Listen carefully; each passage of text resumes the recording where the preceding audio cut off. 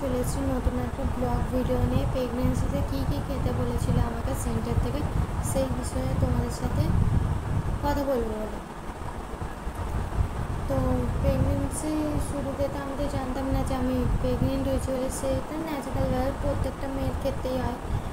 তো আমি সব কিছুই ঘরে কাজ করেছি, কড়া মাজা, বাসন মাজা, রান্না করা, ঝাঁট দেওয়া, সব কিছু থেকে A to Z, শিলনোড়া পাড়াতে সব কিছু কাজ করেছি।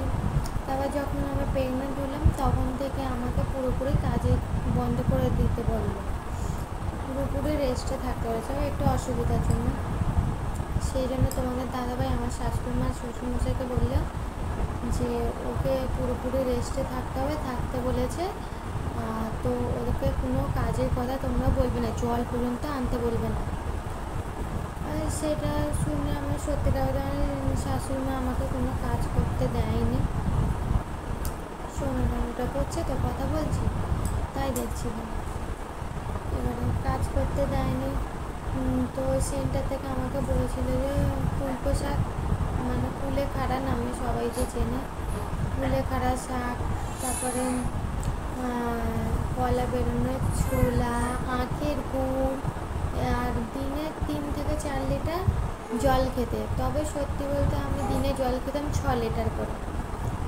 তারপরে প্রতিদিন একটা করে ডিম সিদ্ধ খেতে হতো, এবং তোমাদের দাদাভাই আমার দ্বারে ফল এনে দিত।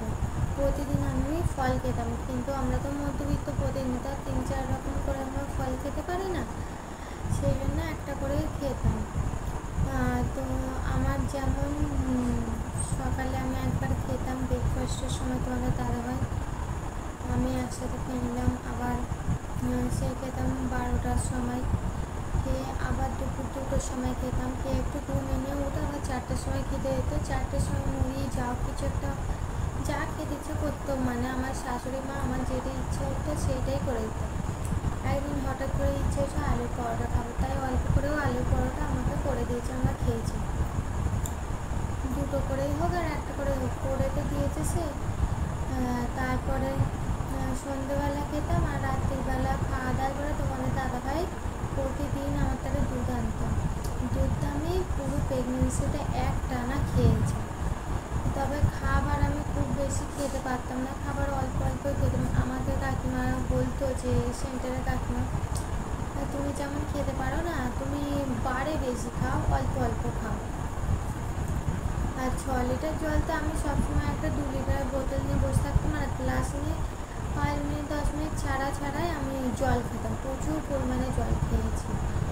এইভাবে আমার পুরো প্রেগনেন্সিটা আমার কোনো অসুবিধা হয়নি। তবে যেটা হয় গা বমি ভাব, ওটা তো হবেই, ওটা হয়েছে আমার খুব, ওটার জন্য খুব অসুবিধা হয়েছে। আমি মাছ খেতে পারতাম না, ডিম ভাজা খেতে আমি ভালো আছে, সেই জায়গায় ডিম ভাজা খেতে পারতাম না, ডিম সিদ্ধটাই খেতাম। নানা রকম মাছের খুব গন্ধ, মাছ খেতে পারতাম না। থাকতে 4 মাস হওয়ার পরে মাছটা খেতে পারলাম, কিন্তু ডিম ভাজাটা আমি পুরো প্রেগনেন্সিটা খেতে পারিনি, ডিম সিদ্ধটাই খেয়েছি। ডিম ভাজা খাওয়াও তো ঠিক নয়। তো একদিন চানা খেয়েছি, মানে যখন যেটা ইচ্ছে হয়েছে সেটাই আমাকে করে দিয়েছে বাড়ির লোক, এমনকি তোমাদের দাদাভাই পর্যন্ত আমাকে করে দিয়েছে। একদিন চাউমিন খেতে ইচ্ছে করেছে, সে ঠিক বাজার থেকে আমাকে এনে দিয়েছে, আমার কোনো অসুবিধা হয়নি। এবং পুরো প্রেগনেন্সিটা আমাকে কোনো কাজই করতে হয়নি। তোমাদের দাদাভাই পর্যন্ত সব কাজ করেছে, আমার নদিনে কাজ করেছে, আমার শাশুড়ি মা শ্বশুরমশাই সবাই করেছে, আমাকে কোনো কাজই করতে হয়নি। এই দিক দিয়ে আমি কিন্তু খুব লাকি, খুব ভালো একটা পরিবার আমি পেয়েছি, যেখানে আমাকে সবাই খুব ভালোবাসে, আর আমিও তাদেরকে এইভাবে ভালোবাসা দিয়েই যেতে চাই। সত্যি বলতে আমার শাশুড়ি মা খুবই ভালো, আমার শ্বশুরমশাইও খুব